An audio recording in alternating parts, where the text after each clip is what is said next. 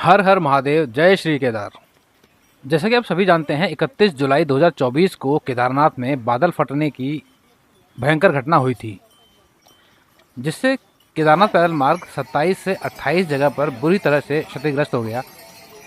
और केदारनाथ पैदल मार्ग में पड़ने वाले घोड़ा पड़ाव, लिंचोली, बड़ी लिंचोली, भीमबली आदि क्षेत्रों में या तो मार्ग टूट गया या फिर बड़े बड़े बोल्डर्स ने उस रास्ते को ब्लॉक कर दिया। इसमें लोगों के घायल होने की सूचना भी आई थी और इसी घटना के चलते केदारनाथ की पैदल यात्रा बंद कर दी गई थी। अब केदारनाथ यात्रियों के लिए एक खुशखबरी निकल के आई है कि केदारनाथ यात्रा को फिर से शुरू कर दिया गया है, लेकिन यात्रा में थोड़ी बाधा अभी भी है। और यह बाधा क्या है, यह वीडियो में मैं आपको आगे बताऊंगा। इससे पहले मैं आपसे बात करता हूं उत्तराखंड में पिछले कुछ दिनों में हुई भारी वर्षा की, जिसकी वजह से कई जगहों पर रास्तों का बह जाना, लैंडस्लाइड्स और रास्तों में बोल्डर्स का आ जाना, ऐसी घटनाएं हुई। और बरसात से जुड़ी हुई घटनाओं में लगभग 14 लोगों की मृत्यु हो गई। और यही कारण है कि मैंने अपने पिछले वीडियोस में इस बारे में लोगों को काफ़ी सचेत भी किया है कि जुलाई अगस्त की केदारनाथ यात्रा अवॉइड करें। वैसे तो पहाड़ों का मौसम हमेशा ही अनप्रेडिक्टेबल होता है, लेकिन फिर भी जुलाई अगस्त का महीना सबसे ज़्यादा रिस्की होता है, क्योंकि ये 2 महीने ऐसे हैं कि यहाँ पर अक्सर ही इस तरह की घटनाएं सुनने को मिलती हैं। और इसी वजह से दुर्घटनाओं की संभावना इस मौसम में सबसे ज़्यादा होती है। तो चलिए अब हम बात करते हैं केदारनाथ यात्रा के दोबारा शुरू होने की। तो खुशखबरी ये है कि केदारनाथ की यात्रा दोबारा से शुरू कर दी गई है, जो कि 7 अगस्त से शुरू की गई है। 6 अगस्त को उत्तराखंड के मुख्यमंत्री श्री पुष्कर सिंह धामी जी यहाँ पहुँचे थे और उन्होंने यहाँ पर हालातों का जायज़ा लिया और उन्होंने यह पाया कि सोनप्रयाग से लेकर केदारनाथ तक का जो पैदल मार्ग है वो कई जगहों पर टूटा हुआ है, जिस कारण से पैदल यात्रा तो यहाँ पर संभव नहीं है। लेकिन उन्होंने श्रद्धालुओं को देखते हुए इस यात्रा को अनुमति दी, लेकिन केवल हेलीकॉप्टर से।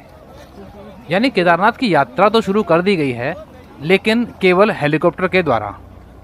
साथ ही उन्होंने एक खुशखबरी और दी कि हेलीकॉप्टर के किराए में 25% का डिस्काउंट भी दिया जाएगा। अब चलिए हम बात कर लेते हैं यह डिस्काउंट हमको किस प्रकार से मिलेगा। जैसा कि आप लोगों को पता होगा कि केदारनाथ की हेलीकॉप्टर की टिकट्स ऑनलाइन बुक होती हैं, जिसके लिए heliyatra.irctc.co.in पर जाना होता है। तो यदि आप इस साइट पर जाएंगे और टिकट बुक कराना चाहेंगे तो यहाँ पर आपको डिस्काउंट देखने को नहीं मिलेगा। तो फिर हम किस प्रकार से यह डिस्काउंट अवेल कर सकते हैं, मैं आपको यह बताता हूँ।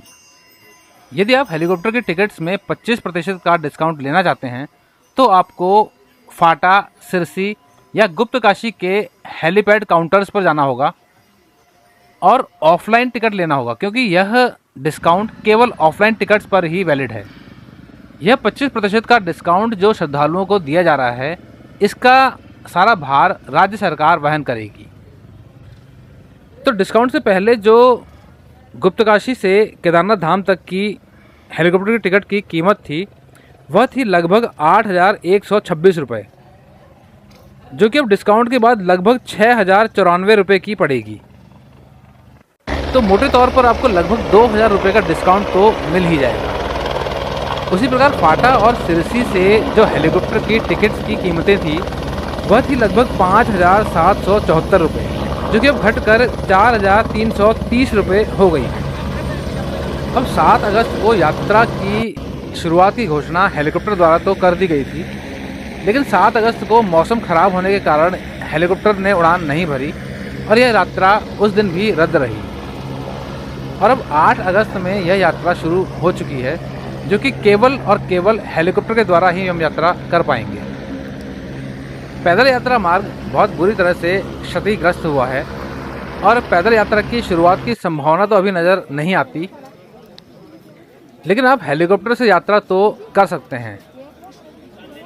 लेकिन मैं आपको एक सुझाव ज़रूर देना चाहूँगा कि यह यात्रा अब भी रिस्की है।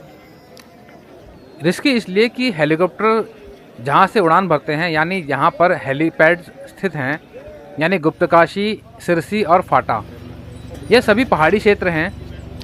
और जहाँ तक आपको बाई रोड बस या फिर टैक्सी से आना होता है। और इनमें भी गुप्तकाशी तक तो लैंडस्लाइड वाले जोन थोड़े कम हैं, लेकिन सिरसी और फाटा क्षेत्र में लैंडस्लाइड वाले जोन हैं।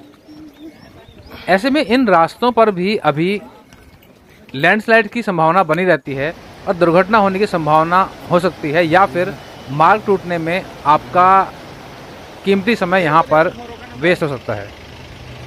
तो यदि आप अपनी यात्रा को डिले कर सकते हो तो सितंबर मिड से लेकर अक्टूबर तक की यात्रा बहुत ही सही मानी जाती है।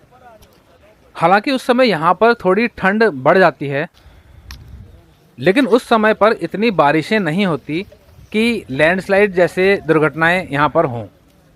तो पहाड़ों के मौसम को लेकर हम केवल संभावनाएं ही जाहिर कर सकते हैं, क्योंकि यहाँ पर मौसम वाकई में काफ़ी अनप्रिडिक्टेबल होता है। लेकिन ज़्यादा रिस्क वाला जो महीना है वह जुलाई और अगस्त ही हैं, और इस समय अगस्त चल रहा है।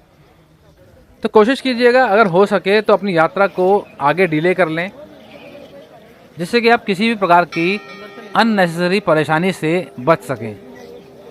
तो चलिए अब मैं अपनी वाणी को विराम देता हूँ। वीडियो यदि पसंद आया हो तो वीडियो को लाइक और शेयर ज़रूर कीजिएगा।